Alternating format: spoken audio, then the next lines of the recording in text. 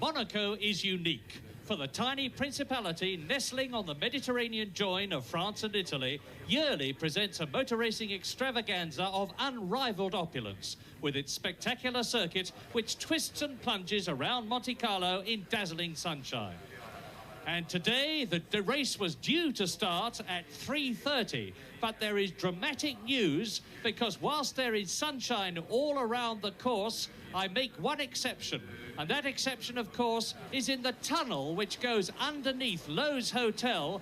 And there's been real drama because we've heard that there's been a fire in one of the kitchens. The French firemen are in there pouring water into that kitchen, which is directly over the tunnel. So the water is going through the floor of the kitchen, through the roof of the tunnel and onto the circuit. And there is a consultation between the officials, and I saw Bernie Ecclestone, the head man of the Formula One Constructors Association. That's Jody Scheckter in the yellow shirt, the head man of the Grand Prix Drivers Association.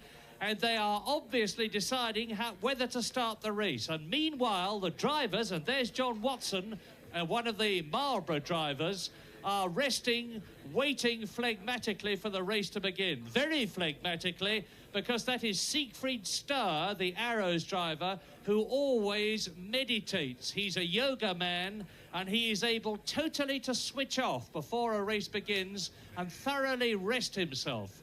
And he's got, regrettably, an extra opportunity. Hello, Dave. Dave Luckett is the man, the Arrows mechanic whose legs were broken, whose leg, singular, was broken in Belgium in that dramatic crash which you may have seen. And that's a message from the Arrows mechanics. And meantime, now the drivers are coming out.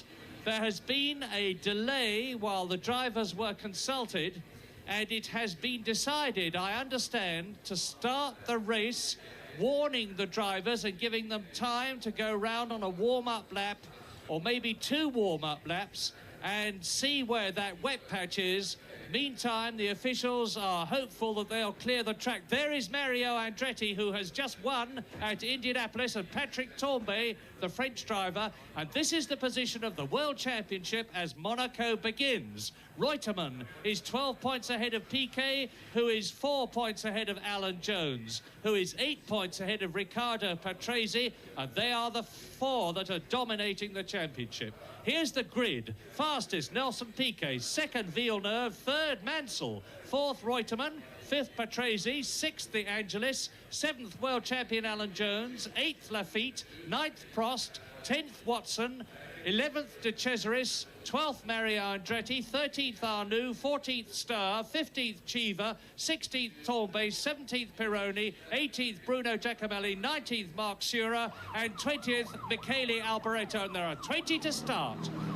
And this glorious sight is one of the Bugattis of the type that won at Monaco for 3 years in succession, 1929, 30 and 31. And we rejoin the grid. And Nelson Piquet has been phlegmatically sitting in his car all through the delay between when the race should have begun and now, so as not to break his concentration. Gilles Villeneuve, on the other hand, the man with the turbocharged Ferrari, number 27, second fastest in practice, only 7/100ths of a second slower than Piquet, got out of his car, as did Jacques Lafitte, who is the French driver in the Talbot, 8th fastest in practice, getting into the 12-cylinder Matra. And there is the man who is the world champion, Alan Jones, only 7th fastest in practice. He had a lot of misfiring problems with his car, and hopefully they have all been overcome. Now we're going, it looks to me as though we're going up the grid to see the 6th fastest man in the new Lotus 87. First appearance, Elio De Angelis, the Lotus team leader. That's Riccardo Patrese, who holds the lap record here at Monaco, 1 minute 26.06. 4th fastest in practice, Carlos Reutemann, leading the World Championship.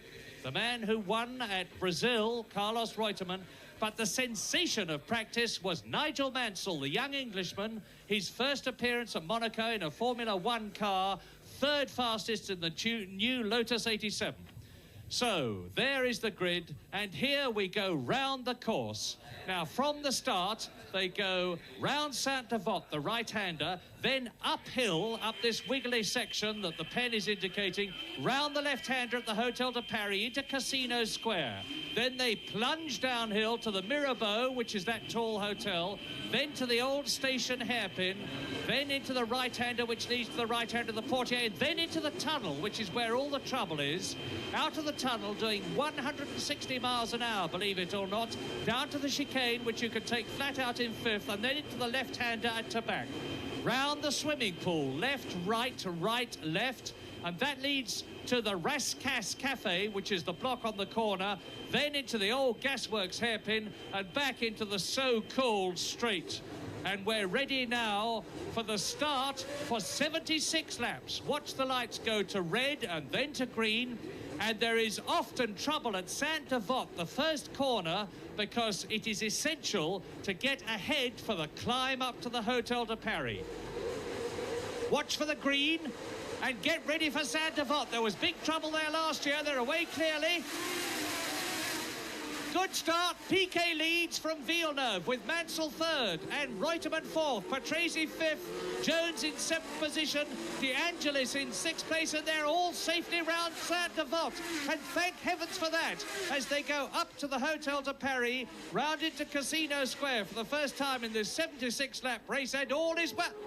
All is not well. Saint-Devote, that's two of the red and white cars. That's an Alfa Romeo in the background, and it's a Marlboro car, and it looks to me like De Cesaris, the car in front. That's the Marlboro car. This is a replay. Let's look and see what happened. Watch the Armco to the right. Let's see. Let's try and identify the cars. The back one is Alfa Romeo. The front one is a Marlboro. So the front one is definitely De Cesaris. And I'm still trying to identify the one at the back. It's Mario Andretti in the Alfa Romeo. It's Andretti. And now back to the race. Are they going to be able to get those cars off the course in time? Villeneuve, Mansell, Reutemann is fourth, Jones is fifth, Patrese is sixth. This is the end of lap one. What about Saint-Devote? Have they got the wreckage out of the way? Piquet's through. There's Villeneuve and Mansell, Reutemann, Jones, Patrese, De Angelis seventh. Then there's Lafitte. And here they come up to they're through. They've got the wreckage out of the way at Saint-Devote. That's incredible. That is an incredible bit of recovery by these magnificent marshals here at Monaco. They've done a fantastic job. This is coming down now to the end of lap two, round Rascasse. Nelson Piquet leads in the Brabham. And he's got a very considerable lead after only 2 laps. Villeneuve in the turbocharged Ferrari in second place. Still ahead of, let's see if yes, Mansell is in third position. Up Saint-Devote, you can see there are the 2 cars parked. The Marlboro and the Alfa Romeo, as Piquet comes up to the Hotel de Paris. Look at the gap into Casino Square. Piquet through, dropping down to the Mirabeau there. And now we're up, and Piquet is already starting to catch Marc Surer, number 14 in the Ensign, who is the last man on the circuit. And Villeneuve there is second, Mansell is third, Reutemann is fourth, Jones is fifth, down to the Portier. Piquet. This is lap 11. Piquet through the tunnel. They're skirting the wet patch. There's enough room for all the cars on the racing line to get through without hitting that wet patch at all. Through the chicane, Marc Surer, who drove so brilliantly at Brazil to finish in 4th place in the appalling weather conditions, is being chased by the race leader Nelson Piquet and is about to be lapped. But if Surer doesn't move over and let Piquet through, that means to say that Villeneuve and Mansell can close right up on the Brazilian in the Brabham, number 5. And if Surer is going to move anywhere, it could be up the hill from Saint-Devote. Let's see. They're coming up to the right-hander at Saint-Devote. Now Piquet's coming right up alongside him, and Surer moves over. Beautiful. Piquet through. He has already lapped Marc Surer, and now Marc Surer has got a whole line of cars closing up behind him, and it's giving Piquet the chance to break away, to really break away. down to the Mirabeau. This is where Pironi in the Tyrrell one year went right up on the back of Niki Lauda's car and took the Austrian out of the race. Now, there's Villeneuve second, Mansell is still third, Reutemann is still fourth, Jones is still fifth, and Patrese is still in sixth position as Piquet goes through the tunnel. Out of the tunnel, 160 miles an hour, believe it or not, an incredible speed through the chicane, absolutely flat out. Flick right and left into the Tabac, Sura, followed by Villeneuve, Mansell third. There are the two Williams, Reutemann and Jones. Patrese is sixth, Elio De Angelis, number 11, is seventh. And now you can see the gap, and you can see how Marc Sura is going to hold up Villeneuve, and Mansell, number 12, the brilliant Englishman, has caught right up to Gilles Villeneuve, and he's right underneath his rear wing. Now Marc Sura will have to let them through. He can see Villeneuve in his mirrors, and he can see a whole weaving line of cars, and there they go. End of lap 12. This is Sura's opportunity to move over again, but he's moving later than he did to let Piquet through, and Piquet all the time will be pulling away then. Deuxième group, the second group. And see Villeneuve trying to get past Sura. Now Sura must move over as they go down to the Mirabeau. It's the only chance, or he'll be holding them up for the rest of the lap, and he does it. Villeneuve's through, Mansell's through, Reutemann's through. That's second, third and fourth, and Jones is through and Patrese's through. Very good manners, beautiful driving from Marc Sura. And 1, 2, 3, 4, 5, 6 cars altogether, second to seventh. Into the Portier. The two Williamses absolutely together. Fourth and fifth. Mansell, a magnificent third in the new Lotus 87. And that's wonderful vindication for Colin Chapman, the Lotus team chief. Well, the Monaco... And look at them, Patrese's close right up on Alan Jones. Sura dropping back, of course, having been lapped. And now there's a considerable gap. There's something like 9 seconds, I would estimate, between the leader, Nelson Piquet, and the second batch, led by the Scarlet Ferrari of Gilles Villeneuve, number 27.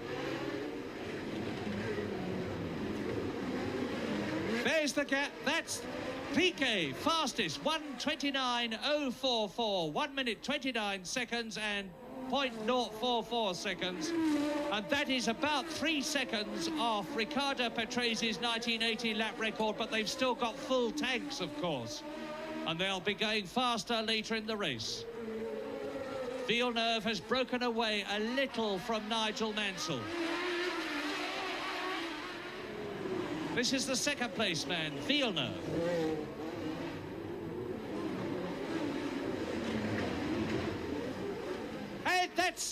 I saw one of the Williamses out, but I didn't like to say anything. But I thought it was Alan Jones, but it's Reutemann, Carlos Reutemann, and I see Nigel Mansell has dropped back. Sensational development. Carlos Reutemann, the man who has finished 15 races in succession in the points, into the pits with a very badly damaged nose section. And they will have to change that. So now Alan Jones has gone up to third position. Patrese is up to fourth position because Nigel Mansell has dropped back. And there is Villeneuve. Ignore the caption, it wasn't Reutemann, of course. Now there's Jones third, Patrese fourth, and De Angelis passing Nigel Mansell as they went into the station hairpin. That's interesting. Nigel Mansell is in trouble, and it's significant that Mansell was just ahead of Reutemann, that Reutemann went into the pits. I'm guessing that they've had a coming together, and that it was Mansell's rear wheel, I would guess, that must have hit Reutemann's front wing, and that accounts for the fact that he's having to change the nose cone. Patrese fourth, and there is Carlos Reutemann, the man leading the World Championship in the pits, having the nose cone changed. Well, it looks as though Carlos Reutemann's fantastic run of success and reliability is over. Not that this is a discredit to the Williams team in terms of car preparation, because they can't control the driver hitting another one, whose ever fault it was. And that's Mansell in the background coming into the pits. We just caught a flash of Nigel Mansell into the pits. So the Lotus 87, Nigel Mansell, third for those opening laps, is into the pits, as is, of course, Carlos Reutemann.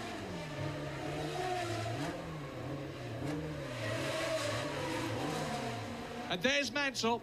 That's the Englishman from Hall Green, Birmingham, talking to Nigel Stroud, the man in the earphones. And there's Reutemann in the background. Reutemann rejoining the race, and a quick look at the lap chart tells me he is in 15th position. Carlos Reutemann back in the race with a complete motor car. Obviously no damage except for that nose section which has been replaced, and out goes Mansell. Meantime, Villeneuve, and here he is in second position. That's the white Williams of Alan Jones flashing through in third place, and there's confirmation with Patrese fourth, De Angelis in the Lotus fifth, and Jacques Lafitte in the Talbot Natra 12-cylinder car in sixth position. Round the swimming pool, up to the Rascasse Cafe. Alan Jones in third position, right behind the Ferrari. Patrese right behind Alan Jones. This is typical Monaco stuff.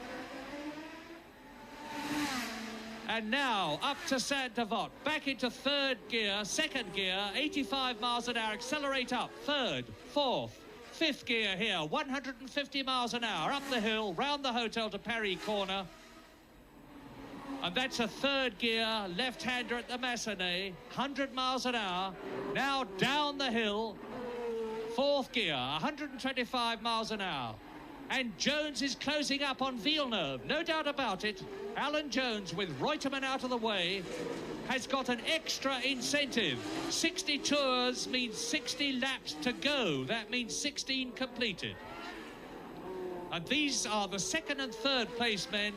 Gilles Villeneuve in the turbocharged Ferrari, the French-Canadian, and Australian Alan Jones in the Williams.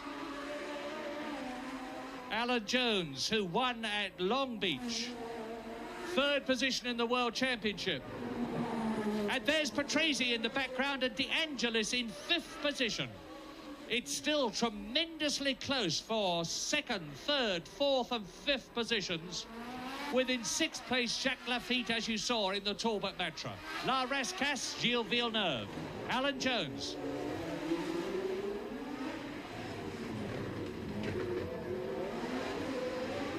Battle well and truly joined between Alan Jones, the reigning world champion, and Gilles Villeneuve, and that's Mansell.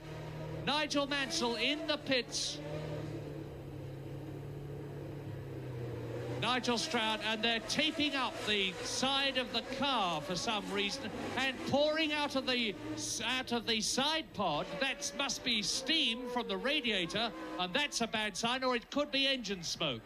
But anyway, there is Nelson Piquet, the superb Brazilian. Now you see this Monaco course at its very best. Piquet, first in the Argentine, first at San Marino, and they're giving us the gap between Piquet and Villeneuve, and it's 8.7 seconds, and between Piquet and Villeneuve, of course, is Alan Jones. And there, Pete Jones is ahead. Alan Jones has got ahead of Gilles Villeneuve, and we missed it. That's tragic, because it must have been a superb bit of passing, and because we saw them previously at going up to Saint-Devote, that must mean that Alan Jones got ahead of Gilles Villeneuve on the drop down to Mirabeau, and we missed it. Alan Jones in second place. Now he's only got Nelson Piquet between himself and the lead, and there was Piquet going round La Rascasse. Let's see how far back Alan Jones is. He's going to be the next man who comes into sight. And that's it. Villeneuve third, behind him Patrese still in fourth position. I remind you that De Angelis in the Lotus 87 is fifth, and Jacques Lafitte is still in sixth position. Now it's all up to Alan. He's pulling away from Villeneuve.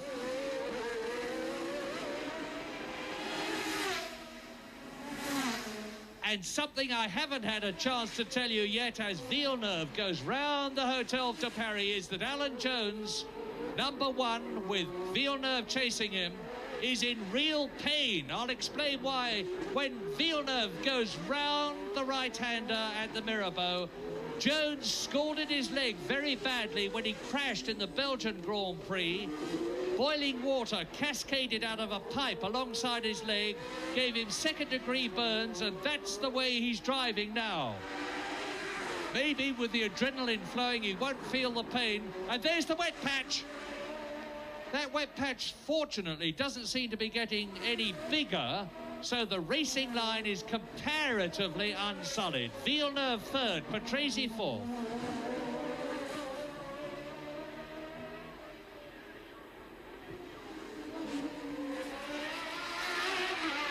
Well, it's getting a bit spread out now, but I am watching this race from my commentary position and taking the time intervals between Nelson Piquet, the leader, and Alan Jones in second place, who has got Villeneuve and Patrese right behind him in third and fourth places. And I can tell you that Jones, as he comes up to Saint-Avold, accelerates away at over 100 miles an hour up the hill in perfect weather conditions, is gaining on Nelson Piquet, no doubt about it. It was over 10 seconds and the gap is coming down.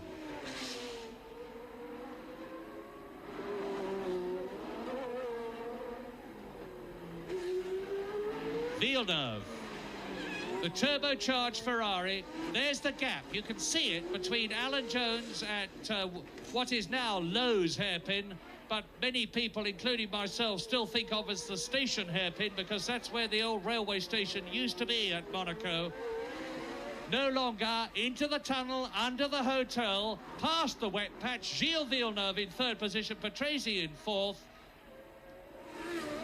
And the race pattern looks just a little set at the moment.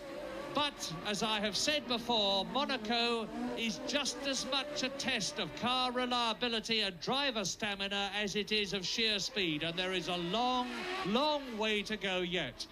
And that's one of the Arrows cars.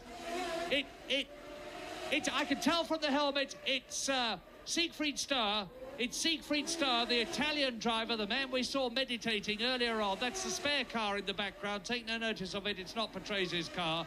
Siegfried Starr, then, is certainly temporarily out of the race while they work on his car. Meantime, Piquet on his way. He'll be the next car into shot round the Hotel de Paris. Now you see him dropping down the hill again. That's the Mirabeau Hotel in the background.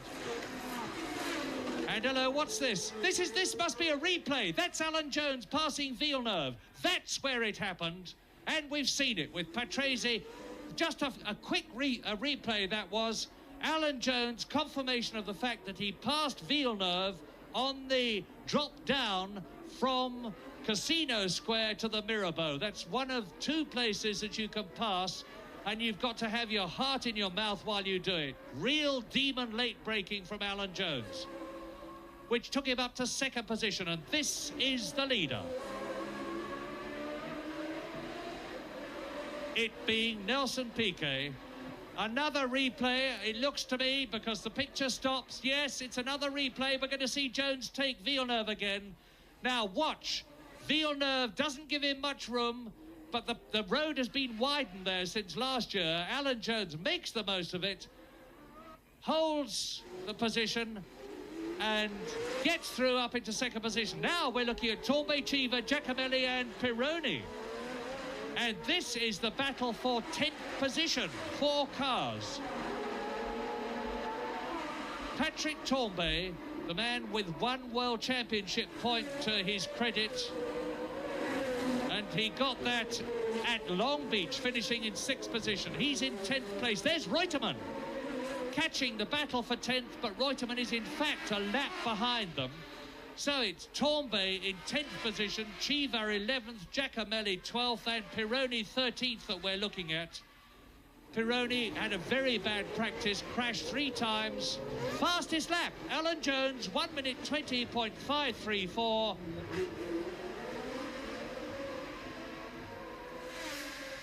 So, Alan Jones, the fastest man on the course.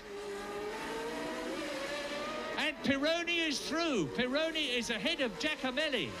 So, Pironi is now up to 11th place behind Tombe. Chiva's ahead of him. And he's in 12th position. There's Cheever, Pironi, Reutemann, who's unlapped himself once, and Eddie Cheever, the young American, Italian-American that drove for Acela last year, is really making a name for himself this year, driving for the Tyrrell team. He's still holding that 10th position, but now Pironi is up to 11th place and letting Reutemann through to unlap himself. Now, I don't know whether Pironi knew that Reutemann was a full lap behind him. I find it very difficult to believe. Meantime, don't forget that the battle is still on in the front. Piquet is still leading. Jones is still second. Villeneuve is still third. And I can tell you, while we're watching this battle for 10th position, that Alan Jones is continuing to close on Nelson Piquet. The gap is coming down. The battle for the leadership is really on as Pironi goes through, then Giacomelli. And Pironi, in the turbocharged Ferrari, has now got Reutemann in front of him as a result of letting him through in the tunnel. And 50 tours means 50 laps to go, so that's 26 laps completed in this 76-lap race. We didn't need confirmation that Reutemann would be going like smoke when he got that new nose section put on. But had we needed it, this is it. The way he has passed Pironi and Giacomelli and is closing up on Eddie Cheever. And now he's going to take him, I think, as they come down to the Mirabeau, but no. Yes, he goes through at the station hairpin, and I have never seen anybody pass there. Reutemann is really on his way. That's the position after 26 laps. Piquet, Jones, Patrese, Villeneuve, De Angelis, Lafitte. 26 laps gone, and Patrese's off. Patrese's off. Riccardo Patrese out of the race. Putting onto the pavement on the way down to the Mirabeau as we look at a replay here. And Riccardo Patrese then out of the race, and the Monaco situation is really getting on top of some of the drivers. The situation is one that constantly tests the reliability of the cars, the stamina of the drivers. Riccardo Patrese, who was fourth, is out. We look at Nelson Piquet in the lead. So De Angelis is up to fourth. Lafitte is up to fifth, and Arnoux is up to sixth. There's the confirmation of it. Yes. René Arnoux on the Renault, in the Renault in sixth position, with Lafitte fifth, De Angelis fourth, Villeneuve third, and then Jones and Piquet. And Jones, there's the confirmation on the caption. Jones is now only 7.5 seconds behind Piquet. He is gaining. And Nelson Piquet is catching Eddie Cheever.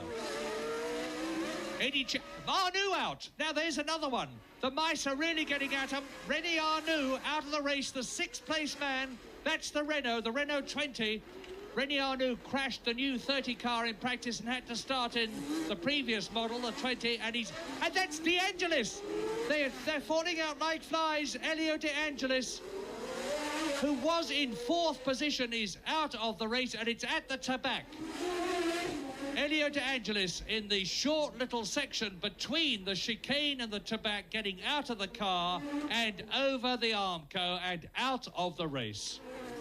So both Lotus 87s are out. Nigel Mansell, and there's Patrick Tambay going into the Tabac, and Pironi right up now with Eddie Cheever. Now, there's a bit of a consultation going on here about what to do with De Angelis' car, and there is Elio De Angelis, the 23-year-old Roman, getting a deserved round of applause from the crowd because he's driven a terrific race. And the battle for positions continues, but they're challenging. Eddie Cheever, of course, has moved up 2 places with Arnoux out and De Angelis out. And there is Patrick Tambay in the Theodore as we look at Mark Surer coming down to the Mirabeau. They're obviously waiting for the leaders, and here comes Pironi challenging Cheever, and Cheever's off. Complete spin. Pironi has... And that was Piquet behind, and Eddie Cheever somehow got to get out of this situation. I think he will, because I can hear the engine is still running. He was in 8th position, but of course he is no longer. Getting a lot of help from the marshals. Not really allowed. Engaging gear. And through in the background. And Eddie Cheever waving his arm, his hands furiously saying, push me back, push me back. I can't get reverse, and now he's away. So Eddie Cheever back in the race, and hats off to the marshals and the recovery system, because there is Elio De Angelis' car being craned to a position of safety inside the Armco, off the course, and the marshals dragging René Arnoux' car out of the way. It's a real muscle-building job being a marshal here at Monaco. Off goes the Renault 20, and here's a replay coming up. This looks like the Cheever incident again. Eddie Cheever cutting in, and Pironi just nudges his rear wheel, accidentally, of course. Off spins Cheever, through goes Giacomelli, through goes Piquet. So if that had happened a bit later, it might well have taken Piquet off, and the gap is down to 5.4 seconds between Piquet and Alan Jones. 5.442 seconds is the gap. Écart, Piquet, Jones, 5.442, that's the gap. Jones closing as we look at Lafitte. And Jacques Lafitte now in 4th position, and that's John Watson, who is up to 6th position with Alain Prost in 5th. Quite a shuffle. Quickly, Nelson Piquet that we're looking at in the lead from Jones. Jones closing, Villeneuve 3rd, Lafitte 4th, Prost 5th, Watson 6th, and Tambay 7th.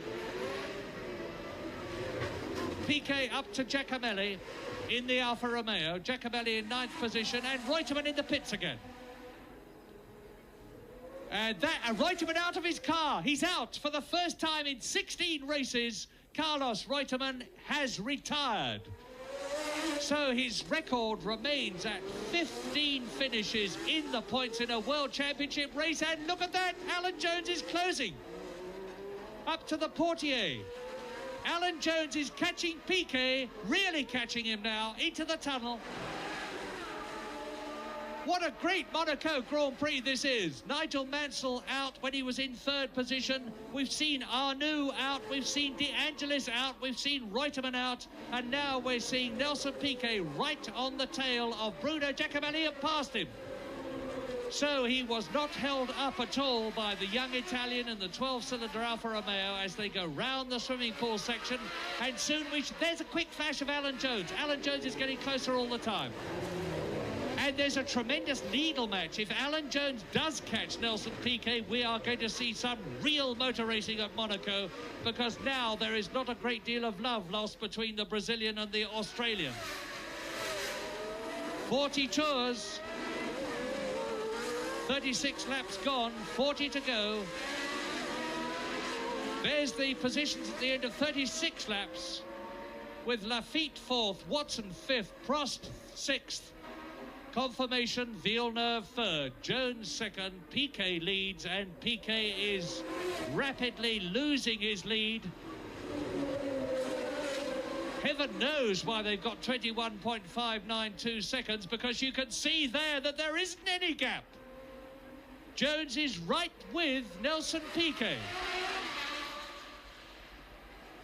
Now, I said there was needle between these two, because after the last Grand Prix in Belgium, Nelson Piquet went on record as accusing Alan Jones of deliberately having him off at the chicane. And naturally, Alan Jones, look at Alan Jones challenging. He's now going to harry Nelson Piquet every inch of the way. He's going to say, I'm here on the right, I'm here on the left, see me behind you. And Nelson Piquet is going to need every ounce of determination and a phlegmatic approach to keep Alan Jones behind him and not overdo things. Look at Alan. He's weaving his way down to the Mirabeau, now round station hairpin. And they're pulling away a pace from Gilles Villeneuve, who is still in 3rd position. Lafitte is still 4th, Watson is 5th, and Prost is 6th.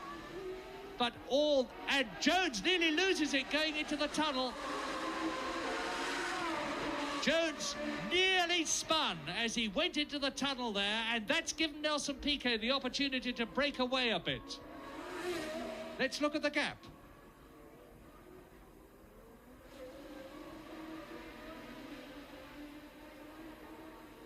There's the gap. Nelson Piquet, and he's absolutely on the ragged edge. Now, Alan Jones, who was so close that his front wing was almost touching Nelson Piquet's gearbox, has dropped back. You can see the gap for yourselves. And Alan will have to work, just as he did before, to catch up to Nelson Piquet. And then, having caught him, try to harry him enough to make him let him by, or to make a mistake. But Nelson Piquet doesn't make mistakes these days. He has an old head on young shoulders. Nelson Piquet is 28 years old, and this is his 40th Grand Prix. Alan Jones at 34, the world champion, virtually a veteran now, with 11 Grand Prix victories behind him. And this is his 87th Grand Prix. And you're seeing the two top men in the business, plus Carlos Reutemann, of course, we mustn't forget him, at their very best now.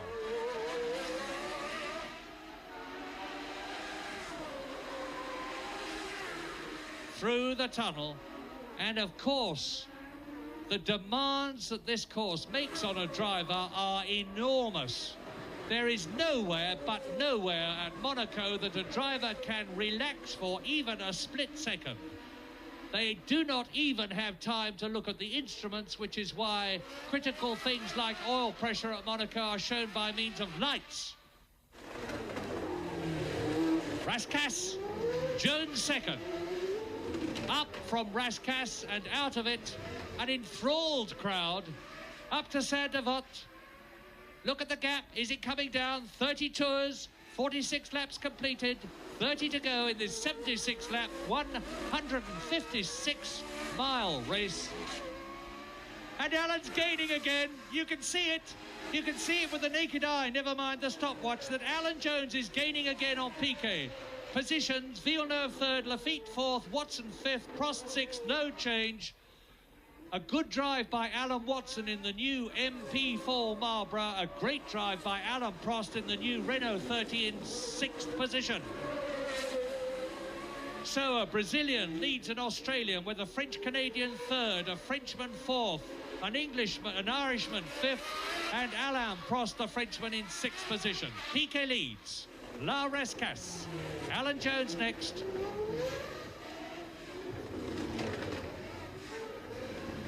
I would estimate, and I'll check it on the stopwatch as they come past me now, that the gap is something like 3 seconds.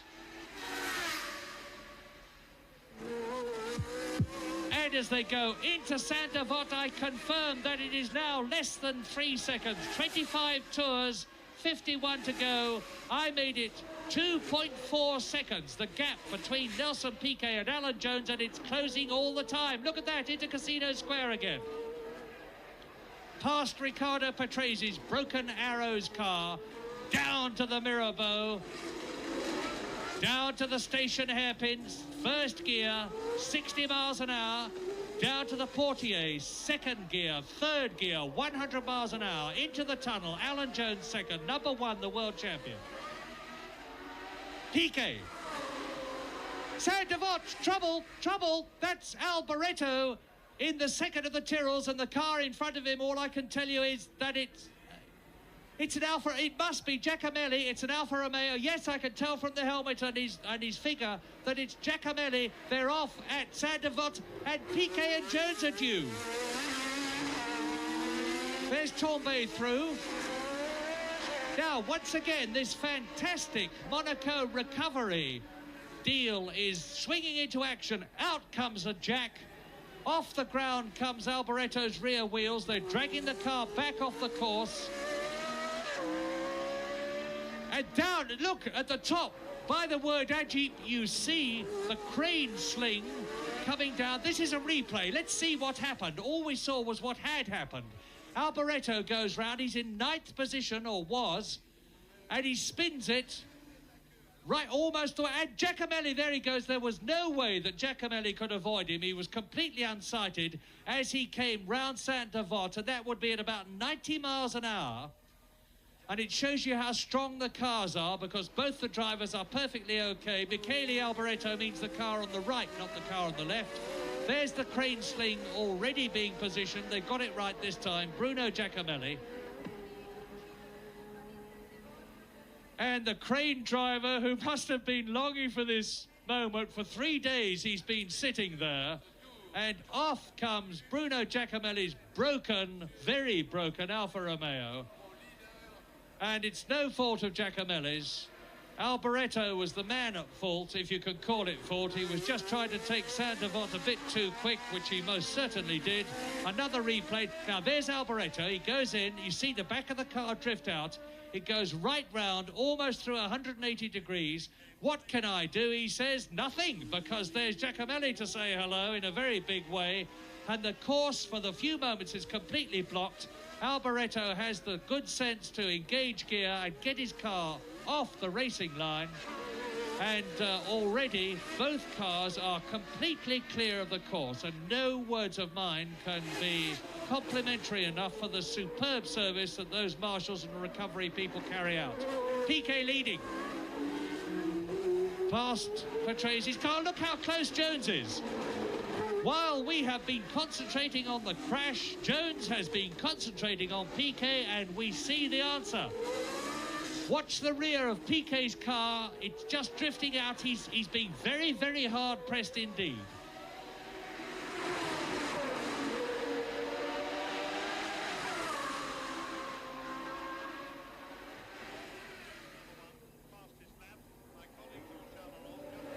Nelson Piquet through the chicane, and the next one through is Jones. And who's that? That is Piquet. It's Nelson Piquet, the race leader. He's lost it. I can't just see where. Yes, I can. I can recognize from the yacht in the foreground. That is at the Tabac. Nelson Piquet, the race leader. The man who's second in the World Championship, or was, because he won't be at the end of this race. If Jones goes on the way he is, Piquet out of the race. Absolute sensation. I don't know what happened. I just suddenly, like you, saw Piquet's Brabham smash into the Armco. And that means that Alan Jones is now leading at Monaco. This is a replay of something we did. It's from a different angle. There is Chiva, number 3. Tombé in the white car. He goes across Piquet. And for some unaccountable reason, Piquet slams straight into the Armco. Maybe he was unsighted. Maybe we'll see it again, and I'll be able to have a closer look. But meantime, this well-drilled, well-oiled recovery machine at Monaco, comprising the orange overalled marshals with their green hats. And this is a replay. Now, Chiva on the racing line. Tombé is out wide. Tombé comes behind Chiva's car. He cuts across. Piquet, I can only think that Piquet was momentarily unsighted, lost the racing line, and it will be, I suspect there will be a rather sharp interview between Piquet and Tombé in the paddock after this race. And I suspect that Piquet might even be suggesting that Patrick Tombé got in his way and had him off. But that's for Piquet to say and not for me. Anyway, Piquet is out of the race, and we have a new race leader, and that was him. You just saw a flash of the car being Alan Jones, and there is the only Williams car of the two that started. Nouveau leader. New leader, Alan Jones. The second leader that we've had in this race, and surely now the Monaco Grand Prix, the 39th, 1981, has got to go to Alan Jones, because he has a very considerable cushion of some 30 seconds between himself and Gilles Villeneuve, who is now in second position in the Ferrari, a great achievement. There's Lafitte third, Pironi fourth, Chiva fifth, and Patrick Tombé is in sixth position. That was after 56 laps, and we've gone on from that, of course. But Alan Jones now knows from his pit signals that he has an enormous lead over Gilles Villeneuve. It's going to be another Williams victory as we look at Villeneuve. I say another because Carlos Reutemann won at Monaco last year. Alan Jones retired at Monaco when he was in second position in 1980, and he's going to get his revenge because the only thing that could stop Alan now is car reliability, and we all know that Williams cars do not break down because Reutemann put up that fantastic record of 15 races in succession in the World Championship positions. And Alan Jones is a very crafty and seasoned campaigner, and he will know that he can even afford to lose a second or two, a lap in the race distance that's left, and still win. He can brake a little earlier, he can change gear a little earlier, he can make sure that he leaves himself plenty of room on the corners, and you can see that he's doing it. He's leaving himself room on all the corners not to make any mistakes and bang the car. He will make sure to keep clear of other competitors. And all the time, of course, the man from Glenburn in Victoria is fighting against the pain of that left leg, his badly burned left leg. And this is one of the best drives I've seen in Grand Prix racing for a very long time. Hats off to number 27 in the red Ferrari, deuxième position, second place, Gilles Villeneuve. The car they said was going to break down. It certainly hasn't, and it doesn't look as though it's going to. The Ferrari has been completely reworked for Monaco. The engine characteristics have been changed. There's Alan Jones coming down to the station hairpin. No sign of Gilles Villeneuve, because that car behind is certainly not Villeneuve. It was Patrick Tambay, actually, the car behind Alan Jones as he came down from the station hairpin. Jones out of the tunnel, metaphorically speaking, all over, bar the shouting, with over 30 seconds between number 1 world champion Alan Jones, number 27 Villeneuve in second position. Lafitte is still third in the Talbot Matra, and that car has come on a pace since before the Belgian Grand Prix. The Talbot Matra is really going. The second Ferrari, just to underline their reliability, of Didier Pironi is in fourth position, with Eddie Cheever, who has been lapped in fifth place, and the determined, good luck to him, Mark Schurer in sixth place. There's confirmation. 32.9 seconds between Jones and Villeneuve, 33 seconds between Villeneuve and Lafitte. So there's over a full minute between Jones and the third man. What is this? Because as I said that, I see that Gilles Villeneuve has closed. It's no longer 30 seconds. Gilles Villeneuve, and I've got the news. Jones has been into the pits. Incredible. Jones has been into the pits, and according to the message that I've had, he's taken on about 3 gallons of fuel. Now, I did hear Jones's car misfire as it went past me once, but I thought I was hearing things. But Jones must be in trouble.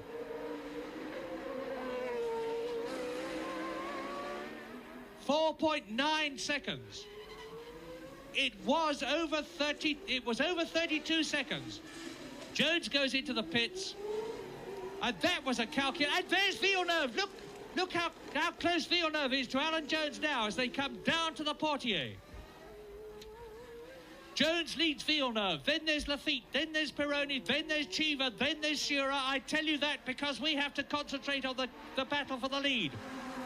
And it is the battle for the lead. First of all, Piquet left, then sensationally off goes Nelson Piquet. Alan Jones goes into the lead.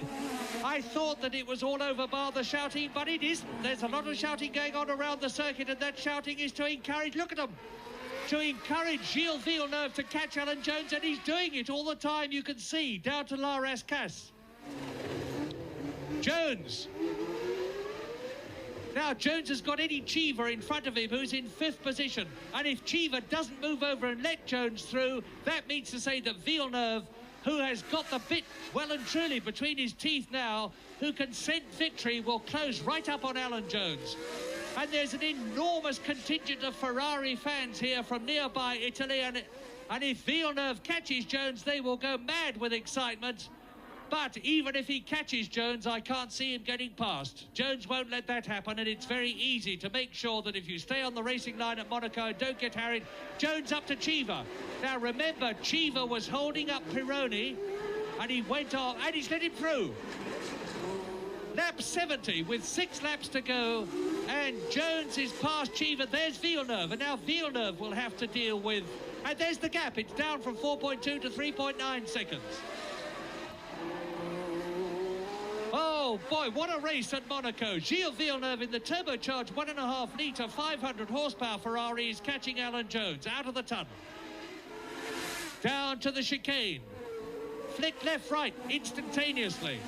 Cheever, there's Cheever, 5th position. He's been lapped by Alan Jones. Is he going to let Villeneuve through? He could let him through on the approach to Saint-Devote, otherwise it would be down at the Mirabeau. And there's Jones with Cheever sandwiched between Jones, the leader, and Villeneuve second. We are in the closing stages of yet another highly dramatic Monaco Grand Prix. Cheever up to La Rascasse. Now Villeneuve will, if he gets his foot down, may get through. He's doing it. Cheever's going through. I saw them from the back and he's through. Cheever's past, sorry, Villeneuve is past Cheever.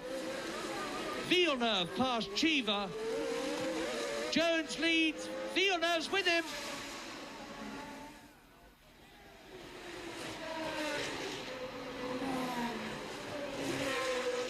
Lap 72, 76 lap race. And I can hear the crowd shouting in the background. Station hairpin.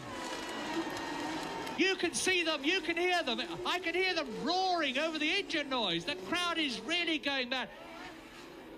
9.9, less than a second between Alan Jones, the leader, and Gilles Villeneuve. I remember one Monaco Grand Prix when Jack Brabham came down to the last corner on the last lap in the lead with Jochen Rindt behind him in the Lotus, and Jochen Rindt, off went Brabham, and Rindt went through to win from the last corner on the last lap. Are we going to see that happen here? It seems inconceivable to me, because Alan Jones, as I have said, will know the situation, and it is impossible for someone to get past at Monaco if the man in front isn't prepared to cooperate with you, unless you've got an enormously superior car in terms of braking or engine power. But Jones must be in some sort of trouble to have allowed Villeneuve to close up on him as much as he has. And Villeneuve's going through! Fantastic! Gilles Villeneuve leads. Lap 73. Gilles Villeneuve has blasted past Alan Jones, whose car is very definitely in trouble. Yet another nouveau leader, the third of the race. First it was Piquet, then it was Jones, and now it is Villeneuve. Magnificent! The darling of the Italian crowd, Gilles Villeneuve, and Ferrari have come good. This is great for motor racing. The Williams team have been victorious time after time, and that is great, but it doesn't do. And a replay, Villeneuve comes up to Jones on the approach to Saint-Devote and rips past the Williams. Up from Saint-Devote, up the hill, into the Hotel de Paris corner, down the hill to the Mirabeau, and now we're almost at the end of that lap with Gilles Villeneuve. I hesitate to say it because I said it about Alan Jones and I've been proved to be wrong. Gilles Villeneuve seemingly on his way to a magnificent victory. And if Villeneuve, there's Jones, and he's obviously in trouble. Closing up behind Jones are Patrick Tambay, who is in 7th place. And by the way, there are only 7 cars left in the race. And Eddie Cheever, who is 5th, and they're on different laps. And there's 2 laps to go. Gilles Villeneuve, the 29-year-old Quebecois, the man from Quebec who actually lives in Monaco. He's a local boy, and my goodness, he's making good today. the ex-Canadian snowmobile and Formula Atlantic champion, in his 53rd Grand Prix, and in his career he has won 4 Grand Prix already, so this could be his 5th. I'm not going to say, I dared say it will be his 5th. Through the tunnel, and this is the worrying time. Villeneuve will know he's leading. He will know that he's only got a short distance to go because each lap is only 2.06 miles. And this is really the time. Look at the crowd. This is really the time when you have to make sure that you don't put a wheel wrong and you have to watch your mirrors. But he will see a clear road behind him. Down to La Rascasse again, down through the gears. Take it quite wide, give yourself plenty of room. Out of the gasworks hairpin. Round up towards Saint-Devote. There's the official 1 lap to go. That's the traditional sign, Dernier Tour, last lap, always at Monaco. The Finnish official, the man with the checkered flag, stands out on the line, holds one finger up to say 1 lap to go. And this is going to be the most worrying 2 miles that Gilles Villeneuve has done for a long time in his racing career. 4 wins behind him. Is he going to win for the first time at Monaco? Down to and round the Mirabeau for the very last time. Jones is still second, I tell you. Lafitte is third. Pironi is fourth. Cheever is fifth. They're on different laps. Marc Jura is going to get a point. And Tombe is the last man in the running. 20 started out of the 32 that came here to qualify. And there are only 7 left. That tells you how demanding Monaco is. And the man who's beating the system is here, Villeneuve.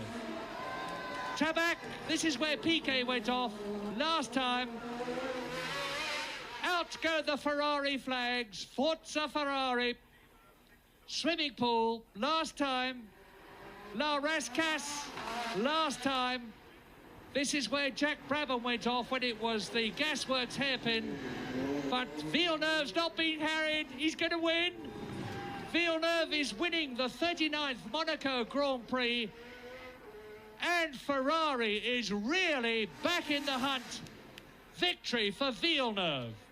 A superb achievement, and Alan Jones, who's obviously got some sort of trouble, has got Tombe right behind him, and Tombe is in 7th place. Behind Tombe is Pironi. I just caught a flash of the red Ferrari. And see Alan's head moving. He's running out of fuel in the closing stages of the race. Alan Jones, is he going to make it to 2nd position? Pironi is coming through in 4th place, but he's a lap adrift. Only 3 cars are going to finish on the same lap, and Jacques Lafitte is going to be 3rd. Where is Alan Jones going to make it across the line? Yes, he does, but very slowly. Tombe 7th, Pironi 4th, and there is the hero of the day, Gilles Villeneuve, who has driven a magnificent race, and in their first season with this new turbocharged car, Ferrari have won a Grand Prix. And it took Renault 2 years to do the same thing. Jones 2nd, Lafitte 3rd, Pironi 4th, Cheever 5th, and we're seeing all 7 because only 7 finished. Jura 6th, and Tombe in 7th position. Oh, the champagne, the traditional champagne for Gilles Villeneuve. And of course, that makes a difference to the championship positions because Gilles Villeneuve drinks the champagne and knows that he has got 9 points for the championship, and my quick estimate says that that will put him in 6th position. Yes, there it is. No, Patrese still 6th. Reutemann leads.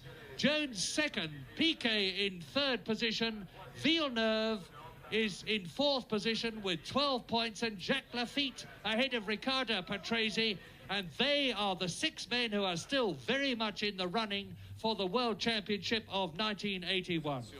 So ends a great Monaco Grand Prix, and with Williams cars first and second in the Manufacturers' Championship, Williams drivers first and second in the Drivers' Championship, Ferrari very much back in the hunt. The next race is obviously going to be one to watch, and that is at Spain in 2 weeks' time.